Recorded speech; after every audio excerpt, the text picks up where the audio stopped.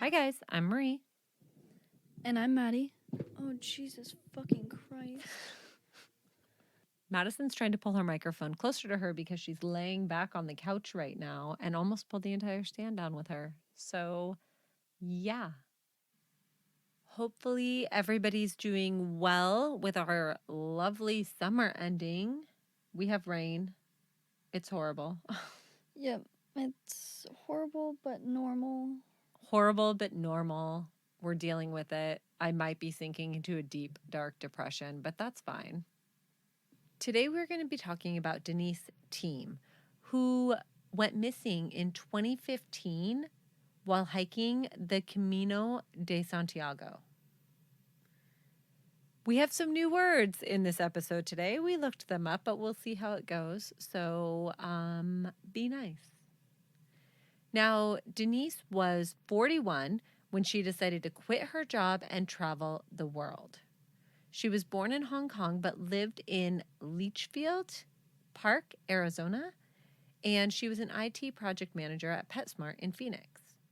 So quitting her job and just going to go and do some traveling, which if I had a bunch of money, if I found my bag of money while out in the woods, I would definitely do some traveling. So the final stop on her travel journey would be to hike/walk, depending on how you look at it, the Camino de Santiago. She got the idea from a movie called The Way with Martin Sheen. I haven't actually seen it, but it chronicles his pilgrimage on the trail, which is considered by many to be a spiritual experience. So walking this trail intrigued Denise. The trail stretches 500 miles from France across northern Spain, and it is visited by hundreds of thousands of hikers each year, and has long been considered one of the safest hikes for solo hikers in the world. So not a lot of crime historically on this trail.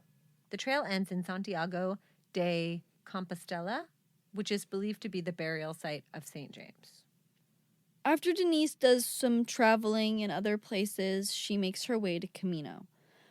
And this is her last journey before she's returning home. So this is like her last big thing before she's gonna go home. She estimated that her time on Camino would take her about a month and a half. So she would be in constant contact with her family, and she Skyped with them often, and this was about every other day according to her brother. So, she's in contact. Yeah, it sounds like there's service along the way. It's not like a super remote area or anything. On April 1st, 2015, Denise would Skype with her brother, and this would be the last time that her family would hear from her.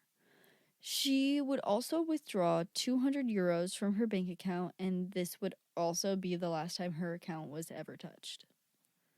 Yeah, and at this point, Denise is about 3/4 of the way through this trail that she's hiking.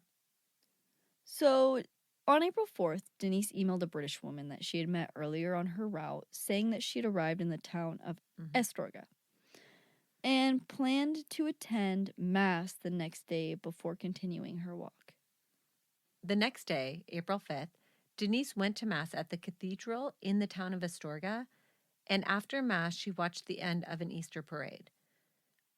A German pilgrim, by the way, pilgrims are the people hiking this trail. That's what they call them, named Christine, said that she bumped into Denise at breakfast about 10:30 a.m. and that she had been with a man named George. So she bumps into Denise. She's introduced to this man named George, who Denise is having breakfast with, and then she goes on her way.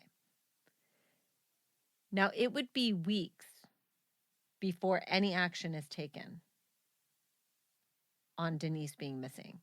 So it's April 20th before her brother flies to Spain in order to look for his sister and report her missing. So they've been calling, they've been trying to get a hold of her. They've heard nothing. There's no sign of her. She hasn't posted anything. She hasn't been in contact with anyone. So it's been 15 days since anybody has seen or heard from Denise at this point. So he gets to Spain, he files a missing persons report, and then his plan was to start at the end of the trail and hike his way towards the beginning in hopes of running into Denise, thinking maybe she's still out there and just not communicating for some reason. But he decides instead to visit the town where she had last been seen and see if he can't retrace her steps. By May 3rd, with no answers, he returns home. But on April 28th, they did update the Facebook page saying that police had found where Denise had been staying the night of the 4th. And they also found more people that had seen her with an Italian man named Giorgio. And at this point, we're assuming that's the same George that she was having breakfast with. Okay. After checking hostel registers and finding a Giorgio, they were able to confirm through the witness that had seen them at breakfast that this was the man that Denise had been with. His name was Giorgio Candoni. He was a 64-year-old Italian making his second trip on the Camino, and he had been staying in the same hostel as Denise, right? Now, by the time they find George, he had returned to Italy, but he said that yes, the two of them had met at the hostel when he was doing laundry and Denise was soaking her feet. They decided to have dinner together, and he said it was difficult to communicate because his English was really bad. But despite this, they decided to meet for breakfast at the coffee shop and then attend Mass together at the Church of Santa Marta at 11. He said they parted ways around noon, and this was the last time that he had seen her.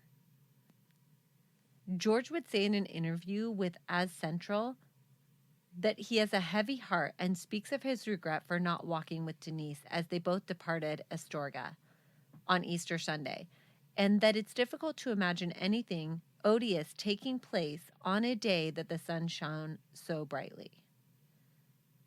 He said, I feel like scolding myself for not having walked with her that damned cursed morning. Maybe she would not have gotten lost. Maybe nothing would have happened to her. That would be a very, very bad feeling. So Denise had been staying at the San Javier hostel, and the owner said that she left the morning of the 5th with all the other hikers. Which matches up with what the witnesses basically said. So she also didn't carry a phone with her, but she was obviously checking in on social media and with her family and taking pictures. So she could have easily had like an iPad or some sort of tablet that would have allowed her to do all of that as well. Are we sure she just doesn't have a phone? I don't know. That's what it said. So her plan that day was to hike 14 kilometers, or 8.7 miles, to the town of El Gonzo and find a hostel there for the night. Yep, and police did find that her backpack was indeed not at the hostel, so we know that she had it with her, which is basically what George said, that when he parted ways, she was headed off. He was headed off. They just weren't continuing together, right? And they hadn't hiked together either. They had just met at the hostel. So with this information, police do take their search to the Camino footpath, since this was her intended destination for the day and where she was last seen.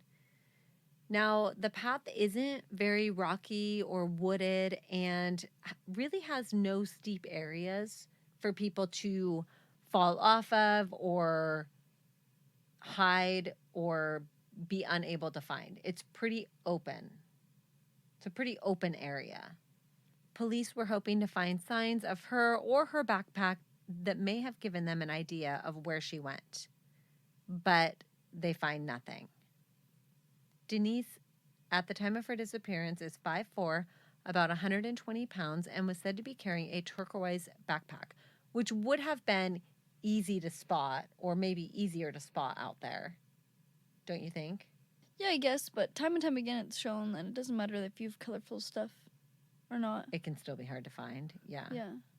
We see this time and time again. Police were slow to respond in searching for Denise, but part of that is because so many people come to this place, to this area, They do these hikes, they do these things in order to disconnect and get away from their lives and the world and all of that. But her family has believed from the very beginning that something was wrong because she wasn't using her cards. She went from communicating to not communicating. Her family said she didn't disappear voluntarily. I'm sure of that. They haven't found any of her body or any of her belongings, so you can pretty much rule out that there was an accident. We checked all the hospitals, no cases of amnesia. The only thing I can think of is that she was harmed, and whoever it was, they took her. So, family not buying any kind of like, she had a spiritual awakening and did whatever. They are sure that something's wrong from the beginning. Denise's brother, Cedric, the one that flew there too, to Spain, he posted a message on social media, and there were a lot of responses about people going there to find solitude. Things like, oh, people sometimes want to take time off. The Camino is the safest place on earth. She will turn up, right? So a lot of people are like, whoa, calm down. While other messages were more alarming and commented on the safety of the trail, comments talking about women being attacked on the Camino and even some attempted abductions. Yeah, well, first of all, if any, like, country or government or anything like that says, this is a safe place, this is the safest place, no crime ever happens here. Well, it's a great place for a criminal to go and start committing crimes. That's one thing. Yeah. Second thing is, we know the fucking tourist attractions hide their deaths, the crime. They hide that shit. Of course, they're gonna be like, it's safe. It's safe. You can come here. Right. Obviously, instead of being like, yeah, women are assaulted and, well, you know. And one thing too is that a lot of these reports were actually reported after Denise went missing in the same general area. So there seems to be an uptick of attacks or attempted abductions in the area that Denise went missing around the time that Denise went missing. So there's these women saying, hey, something's going on in this area. Yeah, well, maybe they didn't want to or didn't say anything, and then this woman goes missing in the actual area that you were assaulted with. You're gonna have all this guilt of being like, that could have been me, you know, I could have been killed there, like, and then you're gonna go to the police and report that. You're more right. And some of them were reported because police actually send officers on horseback to patrol an 18-mile section where a number of these attacks had been reported. And that includes the area where Denise went missing. And was this before or after Denise went missing? This is after. But it's after she went missing that they're reported, but before she is reported missing.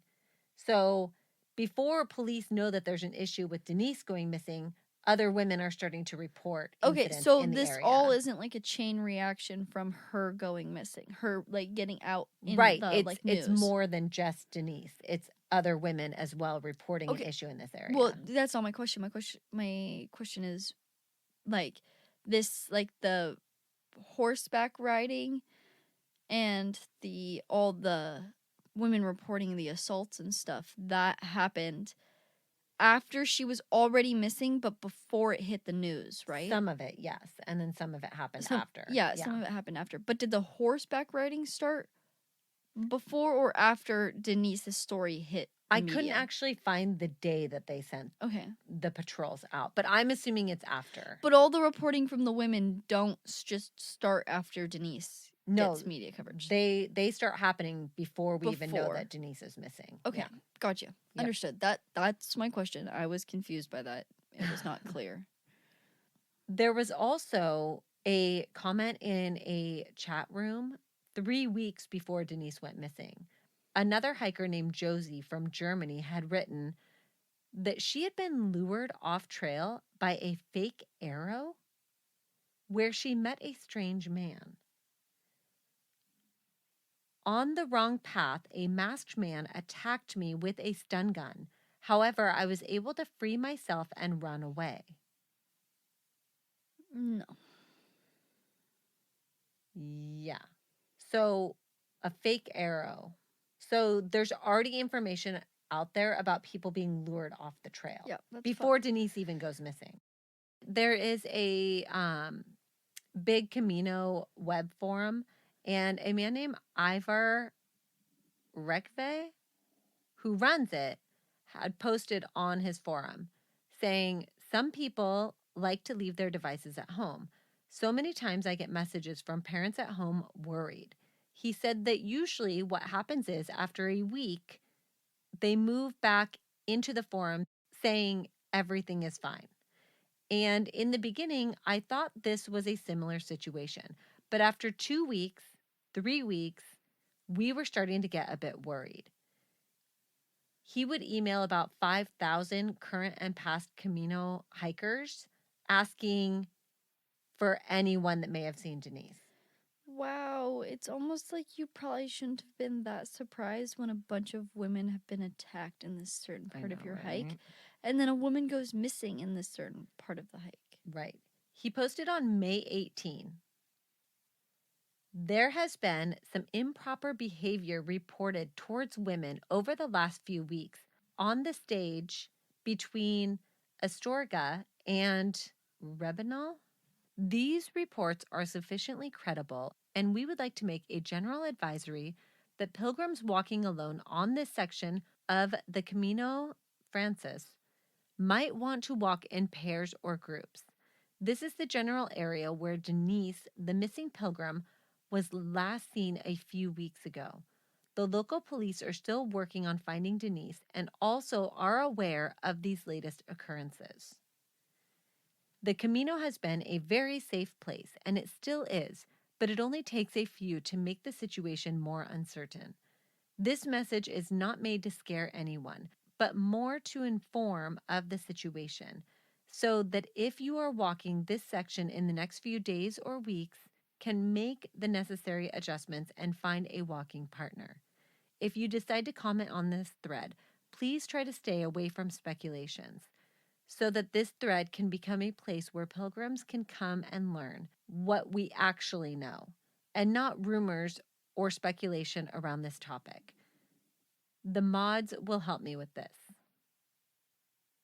So, I mean, at least they're posting in the forums about the potential danger of this area. It's still a safe place. Don't worry, it's still a safe place. Please come here and spend your tourist money here. Please come. It's still safe. Here's the thing, though. Here's the thing. If the women really are being led off of the trail, a warning like this would probably make people pay a lot more attention to the signs that they're following and making sure that they're not leaving the trail. Yeah, but he's still downplaying it. Even if Denise is still missing and they don't know where she is, there have been women assaulted. We already know that. Yeah, this isn't just Denise. He even said they're credible sources that have reported being assaulted in this area. Yeah. So, yeah, I agree. It's a little bit of a downplay. I feel like it's a pretty big downplay, in my opinion. By July 3rd, there is still no sign of Denise. And Cedric, Denise's brother, receives a bunch of photos from a police detective in Spain of clothing that has been strewn around in a field and asking him if he could identify whether or not they belonged to his sister. But he said that they did not look like her clothes. Okay. Whose clothes are they? Well, that's another great question. What other woman who has been killed or assaulted out here whose clothes these fucking I'm guessing are? Somebody's backpack got stolen and somebody, like, took everything out of it. Also, I wouldn't trust any. I don't think I'd, like, if you were shown a random bag of my clothing, would you ever be able to point out? I don't think you would. That definitely looks like Madison's clothing. Yeah, I would be able to identify you. At least if it looked like your clothing. But yeah, her brother, maybe not the best source of identifying that. Well, right? especially since she's been traveling in other countries Right. for God knows how long she's been out traveling. Who knows what clothing she has with her. And the clothes that she's hiking with, this isn't even like her clothes that she's like... I would say other hikers that have encountered her might be a more legitimate source to check for that. But either way, police end up determining they don't think it's her bag or her stuff. Now, on July 28th, the family sent a letter to the Spanish Prime Minister and President Barack Obama asking for the FBI to get involved in Denise's disappearance, because as of this point, the U.S. is not involved at all. By August 3, McCain sends a letter to Rajao. He is a Spanish politician. So we have our American politician McCain sending a letter to Spain's politician, basically saying, you need to ask for our help. He said, while I understand that there may be domestic sensitivities involved in doing so, the FBI has significant resources that it can bring to bear to aid the investigation and provide additional support to the search. Later that month, Roger would send a letter back declining this offer and highlighting the professionalism of the Spanish police, assuring McCain that they were putting all resources into finding the missing woman. So the politicians are all getting involved, but they're really not doing any good at all. I don't trust the government at all. I don't think any of them are doing Madison, nobody is going to be surprised that you do not trust the government. Police do have a suspect in the disappearance of Denise at this time, and that is 39-year-old Miguel Angel Munoz Blas, who became a suspect after 2 other hikers had come forward saying that they had been attacked by Blas. So we have 2 hikers that report to police that they have been attacked by this man. And this is in the area that Denise was last seen. These 2 hikers, they had followed a spray-painted sign from the trail that led them to Blas's property. So it was basically, it mirrored the signs that were on the trail. They were like these orange arrows, but it was a spray-painted orange arrow saying, go this way, and that way led them to his property. Okay? Once on his property, they said that he assaulted them while wearing a mask. And it was also found that Blas exchanged over $1,000 in euros 4 days after Denise went missing. And we know Denise had some money on her, but obviously we don't know the exact amount. But he was robbing other tourists as well. So they questioned him, but had nothing to hold him on. Why did they have nothing to hold him on? He attacked 2 other Two hikers. other hikers are saying he attacked them. He should be in prison. But I think it's they have nothing on Denise to hold him on, and they want to get more information. And this is where we need to bring torturing techniques up and start waterboarding him or something like that. Like, get him to fucking talk. And even if you don't have anything to hold him on for Denise, he should still not be out walking out in the world. Are you kidding me? Okay, I agree. But they do put him under surveillance in hopes that he would provide some clue to where Denise is. Not fucking good enough. Or possibly lead them to an accomplice. I'm assuming that at this point, they are not taking their eyes off of him now that they know he has attacked 2 other people as well. But I don't know if that's true. Not good enough. But he's under surveillance either way. They find that the day after Denise went missing, Blas actually placed a call to his ex-partner that lasted for 45 minutes, when their calls usually only lasted a couple minutes long. But they're unable to determine what the 2 talked about. Okay, then he's not under good enough surveillance. Are you fucking kidding me? You can't hear his phone call? Well, this is before he's under surveillance. So this call happened the day after Denise went missing. So this is before they know that Denise is missing. But they're looking at his phone records. Now, after being put under surveillance, he stops using his phone and he starts traveling to Astorga call center in order to make phone calls. They do find observation posts, kind of like what a hunter would use on his property. Oh my God. So they're like hidden kind of places where he can like be inside and be watching. And they think that he was watching people coming onto his property from these posts. So he lived in a wooden hut in Astorga, and he had lived there for about 4 years. Witnesses say that he lived a solitary life, but argued with his neighbors. He was also said to be seen riding his bike while wearing a balaclava. which is super creepy. In the first search of his home, they found $38,000 in euros in an envelope. Wonder where he got that from. Did he really rob that many people, though? That's a lot of money. Police do decide to go and arrest him. And when they do, he's gone. Not good enough surveillance. Are you kidding me? He's gone? I thought you had him under surveillance. What do you mean he's gone? I'm sorry that Madison just yelled in your guys' ear. They do track him down, calm down, 100 miles from his farm in the town of Grandes de Salim. What? Under surveillance, I know. my ass. He made it 100 miles?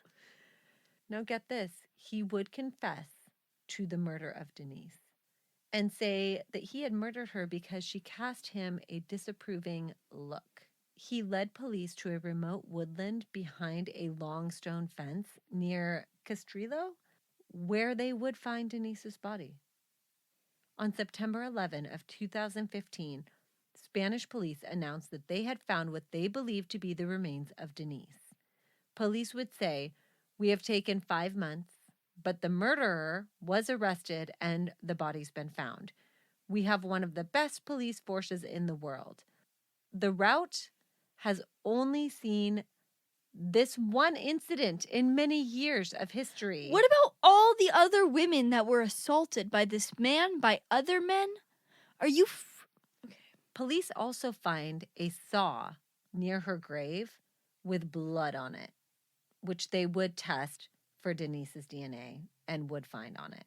Blas also revealed that he had moved her body in August when he felt police and searches were getting too close. Guessing he wasn't under surveillance then, or maybe he was. I don't know. Yeah. On September 21, they would examine the original burial site about 5 kilometers away, where they would find one of Denise's toenails. So, story checks out. He did move her body. The body was so decomposed, the police could not determine if Denise had been sexually assaulted and believed that her remains had not been buried for that long. One theory was that she had been confined in a small, secluded place where insects could not reach her before being buried outside. Or he kept her alive for some time. It was also established that she had most likely been beaten with a stick or some like object, and she also had a knife wound on her throat. And her hands were missing. Blas would later recant his confession and claim that he had only found her body. So him giving them the second burial site probably made it harder for him to recant his confession. Yeah, what do you mean? Actually, I talked to a lawyer and I take that all back. Actually, my lawyer said I'm a dumbass for confessing in the first place, and I'd like to take it back. I didn't actually do it. I just found her body and then didn't say anything. Oh my God. But then I moved her. And used my own saw to cut off her hands. So how did Denise find her way to the doorstep of this killer? Police believe that she followed a sign that Blas had placed a fake marker on in order to bring hikers off the trail. And this is based on the accounts of other hikers who followed the same arrow. Who literally walked the same trail, followed the same arrows to the same fucking guy's house. Yeah, that's probably what happened. Yeah. His house was only a half mile off the official route. So not hard to lure hikers that direction, I'm sure. You can go a half mile not even understanding that you're going in the wrong direction. Also, this fake arrow is what initially led police to his doorstep. Here's an idea. If you're going to lure people off the trail, afterward, take down your sign. Well, it worked so many times. He got so many people. I mean, what the fuck? I don't even know how this guy got more than one person lured off the trail. Once the first account was reported to police, should that not have done the trick? According to his original confession before he recanted it, he said that he hit Denise in the head, robbed her, cut off her hands, and buried her. And by the way, her hands have never been found. I mean, I don't know if he was trying to make it harder for her to be identified, but like cutting off her hands is probably not going to do anything unless you're going to take all of her teeth out. I mean, there's so many other ways that somebody can be identified, right? Yeah. People are so dumb. In the trial, the defense basically said that his client's arrest was only a result of the government receiving so much pressure from the U.S. and that his confession was coerced, and Bloss had only found the body, of course. On the prosecution side, police would testify about the arrest, and he even did a reconstruction of the crime. Bloss did. Those will get you every time. So they have him like on camera describing and showing what he did, basically. They said that Miguel was a suspect from the beginning, and he had a history of harassing pilgrims on the trail. They talked about how they visited him throughout their investigation, and he appeared nervous and never told them he had found the backpack or the money, which I'm guessing this was what he claimed afterward. So he must have had some of her belongings or something. He also never participated in any searches. That doesn't really mean shit, but they were occurring in the vicinity of his house. They also talked about how in September, he had voluntarily confessed to the facts and told in detail how he had killed Denise. He directed and dominated the reconstruction of the crime. During the reconstruction, Miguel said to police, calm down, I'll take you to her," which he then did. They also saw no indication of any mental or psychological illness and said that he was very precise about both locations where Denise's body had been. He also boasted that the police would never have found her remains without him, which that's probably true. Yeah, but go fucking die, bro. I know. Jesus. If it weren't for you being alive, this woman wouldn't be dead. Yep. And those other women, even if he didn't, even if, I don't even think you can go down that route. Okay, wait, just humor me for a second. I'm humoring you. Go. Even if, his confession was coerced and he didn't actually do it and, he was forced to do this. What is this voice that you use when you're like the whining suspect? Because this man is a whiny, pathetic little man. Pathetic, whining voice. Okay, so even if he didn't do it. I'm just waiting for your point. He still has assaulted multiple women. Right. Well, I'm assuming he's claiming he didn't do that as well. He was probably just protecting his property because they wandered onto it. He didn't spray paint that arrow, Madison. He's innocent. I can't even say it with even a straight if face. He didn't kill Denise, in my opinion, he still deserves to die for what he did to those other women. Okay. Yeah. Yep. I agree. I'm not disagreeing. And if he had, then he wouldn't have been alive to attack Denise. Yeah. So Miguel Angel Munoz Blas was convicted by popular jury by a majority of 8-1. So apparently it doesn't have to be unanimous in Spain. He was sentenced to 20 years in prison. They also issued him an additional 3 years for robbery, and he would be ordered to pay $1,132 to an American that he assaulted in April of 2005. Random. Okay. What? I don't know. 20 years? He killed the woman. Yep, 20 years. Yep, I know. Denise's sister would post on Facebook, April 5th, 2015 was the last day my sister was seen. 2 years later, on the same day, we have a verdict. Guilty. My family has been very fortunate to have received so much support for the last 2 years. This was the hardest thing we as a family have ever faced, and in our darkest time, we have received so much love from all over the world. All the hard work, advice, and help people have given will never be forgotten, and we are forever grateful. My sister meant the world to us, and today we are given the chance to get some closure, knowing that the trust we put into the justice system has been well placed. I mean, I don't know about that, but yeah. Even though we will never get over having Denise taken from us in such a way, we know we still have each other, and together we will do our best to move forward. We hope that the Camino will never experience something like this again, so that people from all over can experience it like it was supposed to be. Someday, I think I will finish my sister's journey and remember the Camino as a pilgrimage in a beautiful country made up of warm, loving people, like what I have experienced in my brief time in Astorga. So I'm reading another story about someone on the same trail who she was hiking by herself. Mm-hmm.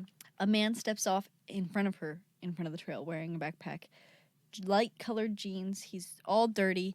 He's talking to her. He's not blinking at all. She's like, oh, fuck. Is this where she yells for the guy ahead of her? Yeah, I read this another one. random hiker who's walking. She's like, oh, hey! And then the guy's like... calls him by a name. She, makes up a name. Yeah. And then he comes she back. says, Adam. She made up Adam. I needed to fake it. He was my friend, my husband, my man. At least I wanted to create a diversion so this asshole who was getting ready to unpack his junk backed off. Clever? Oh, Maria, you're so slow, is what he replied with.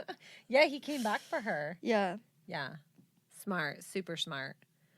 All right. That was the Camino de Santiago and the story of Denise. Let us know your guys' thoughts. We're going to go over to Bunker Talk. I already have to move a bunch of stuff from this episode to our Bunker Talk because Maddie got a little crazy on how she would handle the justice system in this situation. I think that a lot of things need to be revised and changed. Let us know if you guys have any thoughts on this. Has anybody hiked this trail? I really am kind of interested in checking it out. Let us know. Come and visit us on Patreon. Come and hear our Bunker Talk and all of our Patreon exclusive episodes and content. Thank you so much for everybody that has supported us. You guys are amazing. And we will talk to you soon. 1, 2, Bye. 3, 4.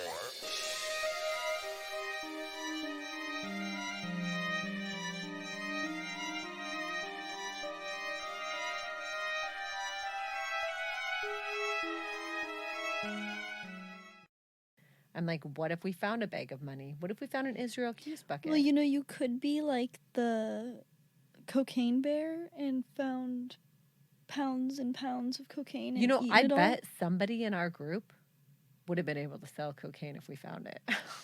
Mom, anyone can sell cocaine. No, I mean without getting themselves murdered or anything like that. Yeah, Mom, anyone can No, sell I would cocaine. definitely probably get arrested or murdered if I tried to sell a bunch of cocaine. So are you admitting that you're dumb? So you think you could? Yes. Yes, I 100% think... Okay, so when we find a bunch of cocaine in the woods, you're going to be the one that sells it, not me. Sure. Without getting arrested. Yeah. Okay. I think that you are overestimating drug dealers right now, Mother. Where would I even go to sell cocaine? Just go to Seattle and be like, anyone want to buy some cocaine? How do you even start selling cocaine, Madison? Well, first of all, your best bet is to start Should I put an ad on Craigslist? Okay, well that's your Facebook Marketplace? Okay, so this is why you don't think you could sell drugs, because you're definitely getting fucking arrested. I told you I would get arrested if I tried to sell a bunch of cocaine. Can I just find a bag of money instead? I don't want to find cocaine. Yeah, but Mom, do you think the government's going to be happy about you having a bunch of dirty money? No, they're not going to know. You think the money's clean that you're going to be finding in the woods? No, because I'm going to find a way to launder the money without getting arrested. I'm going to need your help with that, Madison. Wait, maybe we can buy a bunch of cocaine. Mom. Okay. Well, you know what I'm doing? If I ever feel like I'm dying in the woods, I'm going to bury myself. You're going to bury yourself? Yeah. Like you're gonna dig a hole and like bury yourself? Yeah, so then no one ever finds me. Why? And then everyone's gonna be like, no one knows where she went. Well, because I'm already gonna be dead. You know that's fucking rude because you know I'm gonna spend the rest of my life fucking looking for your ass and you're gonna be buried. Yeah, that's the whole What the point. fuck is wrong with That's you? the whole fucking point. No. Do not bury yourself. If I'm going out like that, I'm ruining everyone's oh lives. my god, I hate you so much right now. Well, how funny would it be? Just a It would not be funny at all. I'm gonna There's bury my nothing, gear. Nothing about any of No, that that's funny. I'm gonna leave my gear hanging in a tree. Oh, that's good. And then bury That's yourself. good. Yeah. You're an idiot.